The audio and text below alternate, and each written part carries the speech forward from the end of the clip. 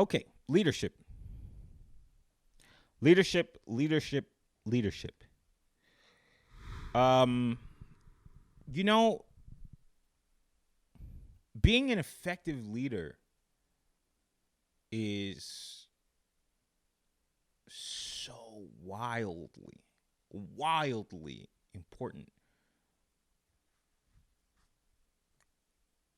And it's not only the ability to see the direction in which the world is going, because it's not always about the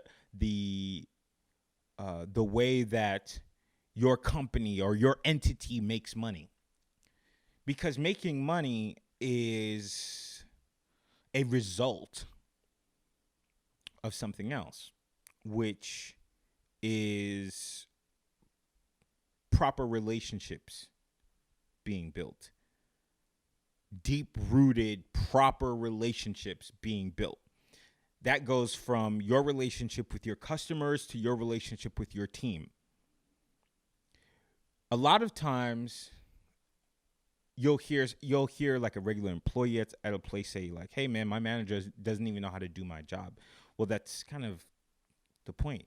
You delegate your weaknesses to somebody who is going to be better at what you can't do, or at least you can't do it very well. So when it comes to being leaders, a lesson that I learned during this whole quarantine thing is about the value of qualification. What does that mean? I took a workshop, and I run a video production company. And for years, I couldn't quite figure out why I'm stuck doing the same kind of work. Until this guy said, as the business owner, for a few lessons that I learned, let me take a few steps back. As a business owner, when I started the company, I was doing everything. I was running the camera, I was doing sound, I was editing, I was doing everything. And then after a while, not only did I get tired, I realized that I can't do everything. I'm not great at everything. That was a mind-blowing moment for me. I'm not great at everything. But something that I do have is the ability to round up some people and say, okay, this is what you're good at. Here's the vision. Because sometimes that a lot of people don't have is maybe they don't have the vision, or they don't have the end game. So sometimes they do need that person who's going to say, this is my goal. This is what I want to do. You have the ability, go out, kill, bring food home. But I don't know how to do it myself. But I have the vision. Let's see. I'm pretty sure the story goes that Steve Jobs doesn't know how to code or something like that, right? He doesn't know how to code. I'm Googling it. Know how to code.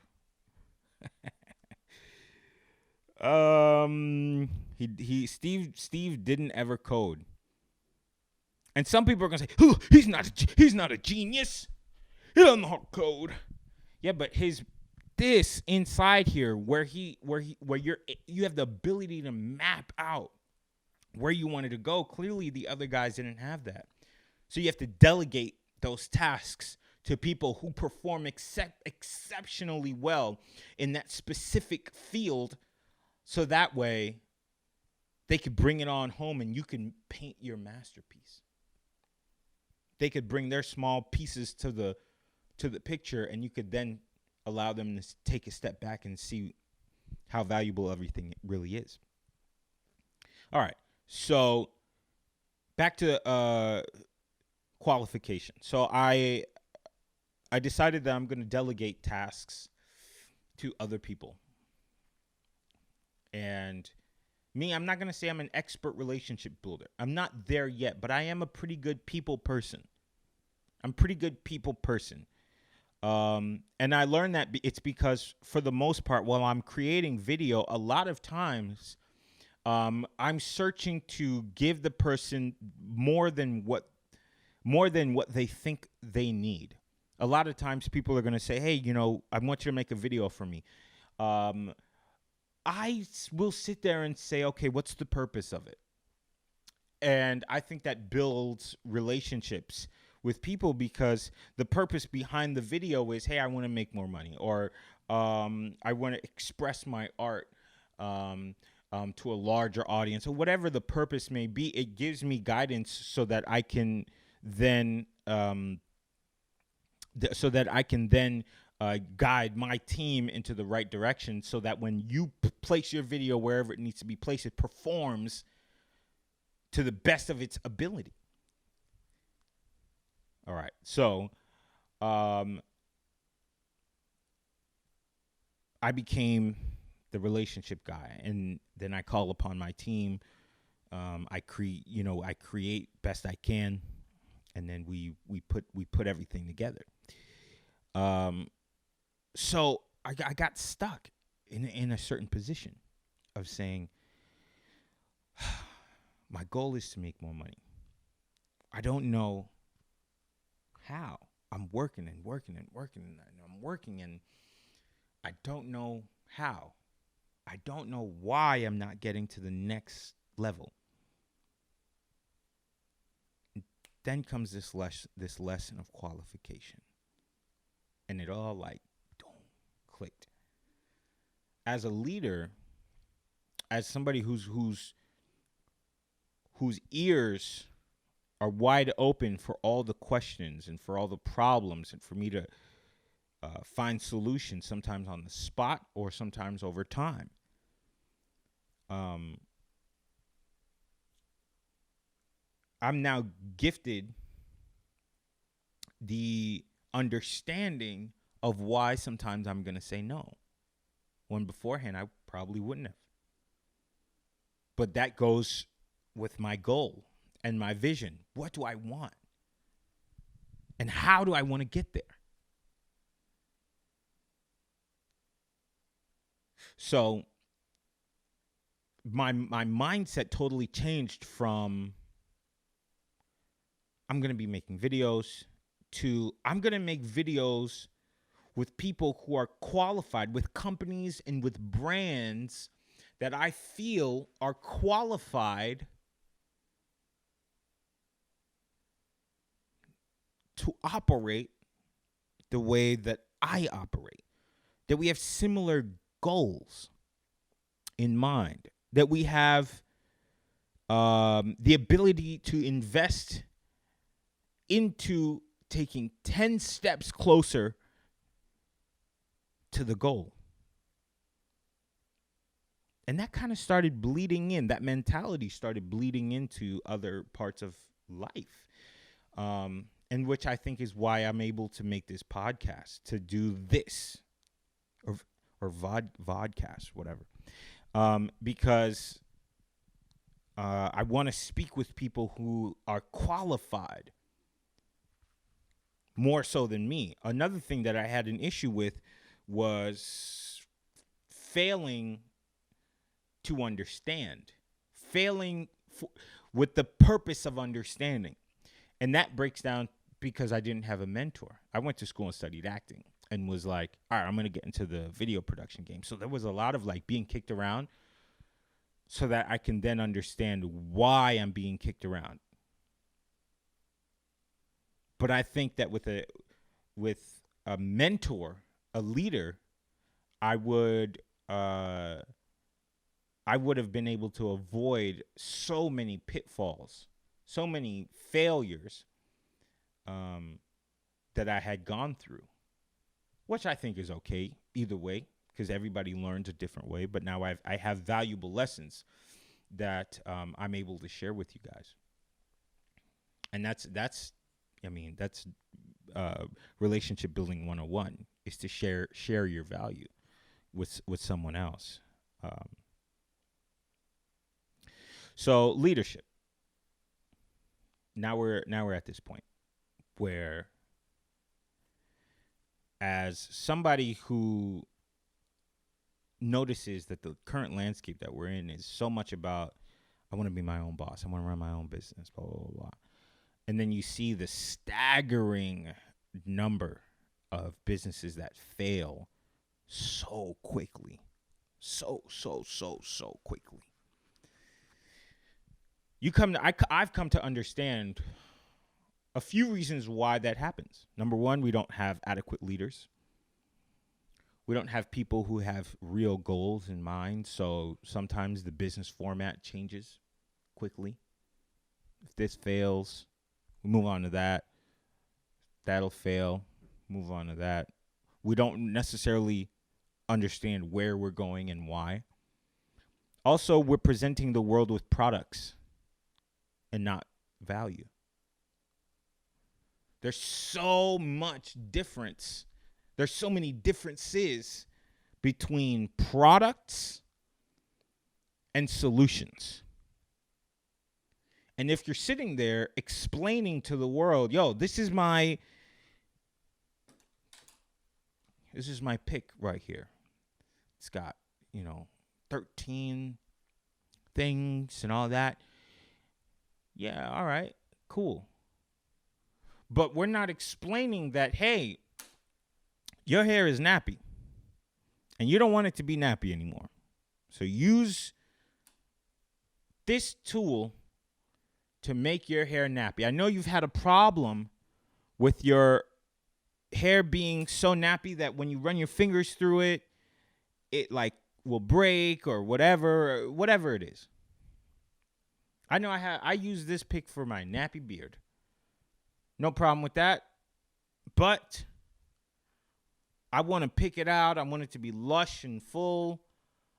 So I use this because it provides value to my life. It provides value to it's a solution to the problem that I'm having.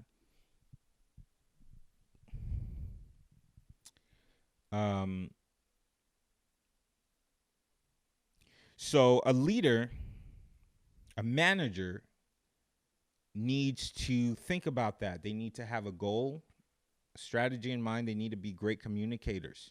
They need to be able to explain to the team, this is my goal. This is how we're going to get there. And I'm telling this to everybody from the person that's cleaning the office to the person to my right-hand man. Everybody has to be on the same page as far as where we're going. So many companies like to keep that closed door thing of, okay, all right, this guy knows where we're going, but maybe not that guy. Ineffective. Everybody needs to know where we're going. That's part one. Then the second part of that is everybody needs to be motivated. And leaders are supposed to do that. And it's not only like, hey, you can do it and all that stuff. When you're picking your team and you're qualifying them, your team needs to understand their value in the puzzle, in your world. Without you, this would not be possible. From the very bottom to the very top, everybody has immense value.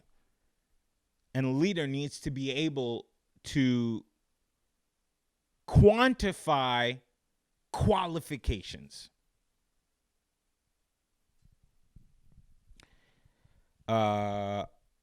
So I know, like, sometimes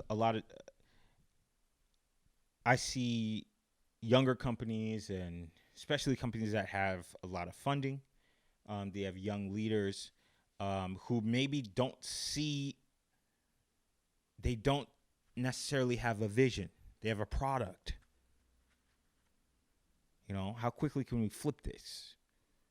And they're not interested in building relationships with their clients or their team. And we see the boat sink. Now, I know it's not cool to work with older people, but I think the wisdom that comes from those years of failure or success is valuable.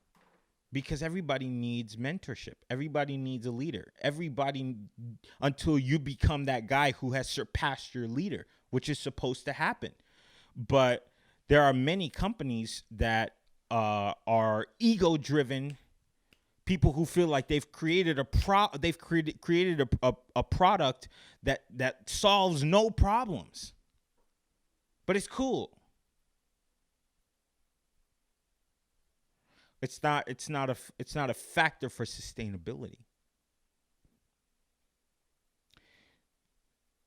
So even on the employee level, if you're going into an interview and you are lucky enough, or you feel like you're in a position, or you're prepared enough, let me not even say lucky, you're prepared enough to be in a position where you understand that your company represents you, and it represents what you stand for. It represents your work. It represents your ethics, your morals. When you're able to walk into an interview, you're able to ask those questions of the type of leadership that they have at that company. Because if they align with your work ethic, they align with your morals and your values, then you'll be able to choose something that doesn't drain you as a person. Because cool can only last so long. Innovation rules the world. And only an adequate leader, manager, can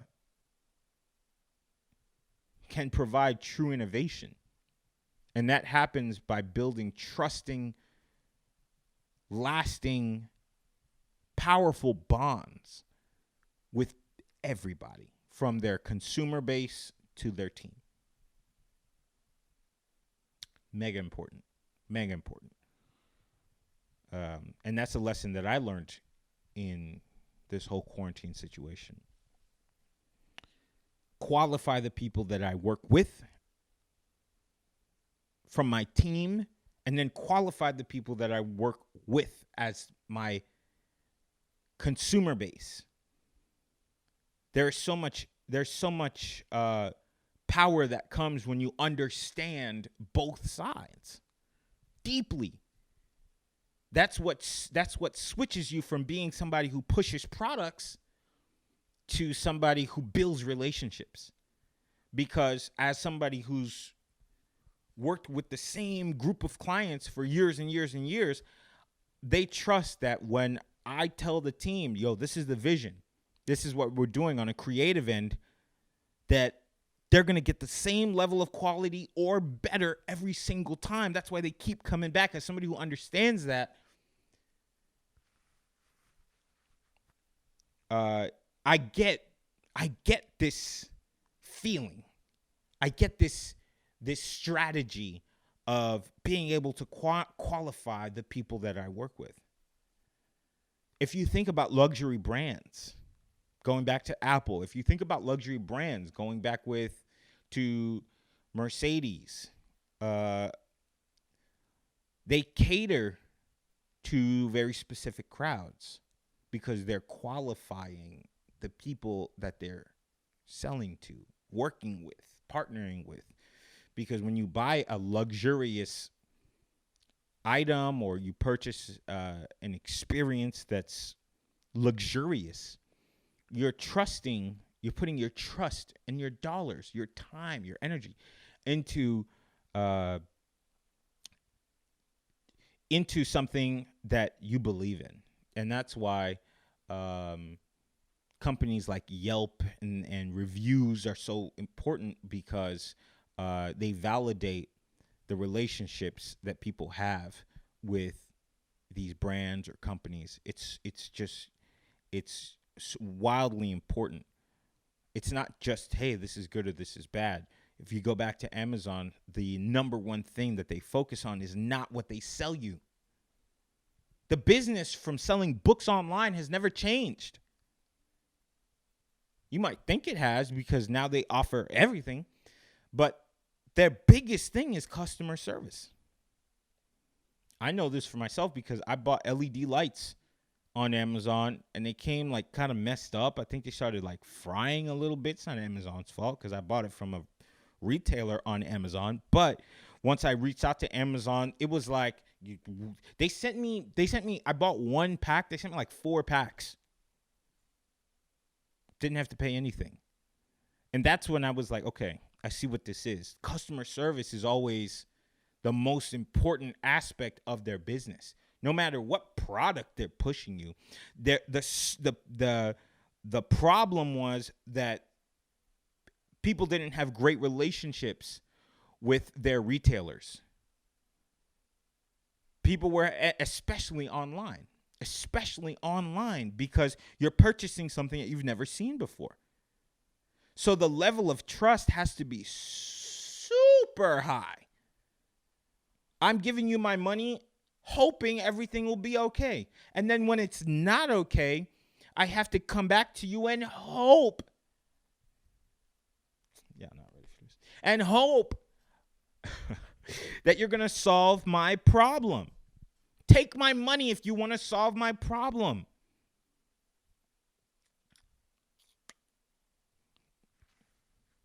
Goes back to leadership, relationship building. The world's greatest leaders, whether they're celebrities, celebrity leaders, quiet CEOs, the main thing that they operate off of is being great communicators and great relationship builders. I had a boss a few years ago who had told me like, oh yeah, my kids. He was telling me about the fact that his children are kind of like B- C students, but he's working on them being better students in school. But ultimately, he was like, the thing that I find most important is that they have good relationships with other kids in their class and with their teachers. So long as they have great relationships, I think they'll be fine. No matter, I mean, I don't want them to fail. I don't want them to not be able to perform well in school, but ultimately I want them to have the best relationships. And I sat on that for a few years and was just like, because I'm a big school person. A lot of issues that I notice is in fledgling businesses is that people are simply just not educated on what they're doing. They're operating off of passion or they're operating emotionally, but they're not completely educated enough to make sound choices, which goes back to mentorship. School can operate as your mentor, or it can give you the pathway to get some great mentors. So I'm a big school person, despite the fact that I know in this day and age, school is just kind of whack, I guess, or whatever. But, I went back to school in 2018 and got my MBA, finished in 2019. And I found great mentors, and I'm continuing to find great mentors who open my eyes and open my mind to think a completely different way. And it's not because they spoke to me, it's because they spoke with me. But anyways, I cultivated those relationships so that I can go back to them whenever I need to. So, and for that, I'm grateful, extremely grateful. So, I sat on the fact that my old boss told me that. And I was just like, I didn't quite get it. Like, I understand, but I don't get it. It wasn't until this year that it really came into place. There's a really popular quote that says, if you can't have dinner with somebody, you should not do business with them. Boy, are there a lot of people I don't want to eat with. You know how your dog like takes its treat and it goes back to its section to eat by itself? There's a lot of people out there that you don't want to eat with because it's such a sacred moment. Breaking bread together. That's where people laugh together. That's where people think together. That's where so many powerful ideas and momentum begins. So if I can't eat with you, I don't want to. I mean,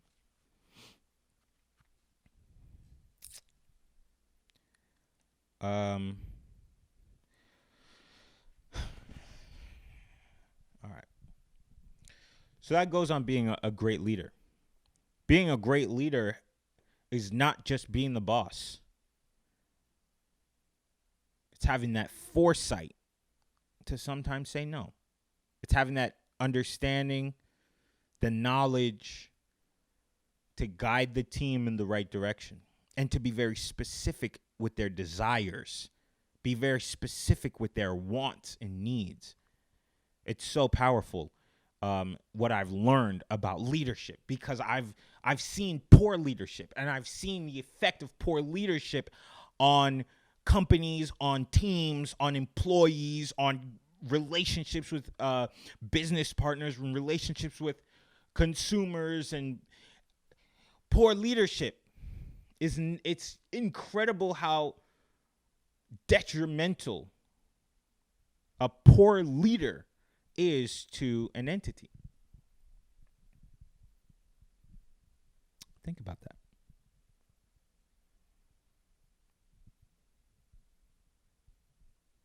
I even think about that in music. That was supposed to be the end of that, but I think about that in music too. How sometimes when an artist creates their own label, but they're a big artist, so just the fact that they're a popular artist, it takes them away from being able to really be an effective leader for their own company. So sometimes, many times, the artists that they sign are not capable of getting to the points where they want to go, because the leader is not directing. You often wonder in my field why some directors don't know how to turn on a camera, or some directors don't know how to light a scene, or they don't know how to do certain things. But the more you think about it, it takes that guy to not have an idea, but it takes that guy to have the vision and the points of execution to direct it to the experts to get the job done. That's why you're the director.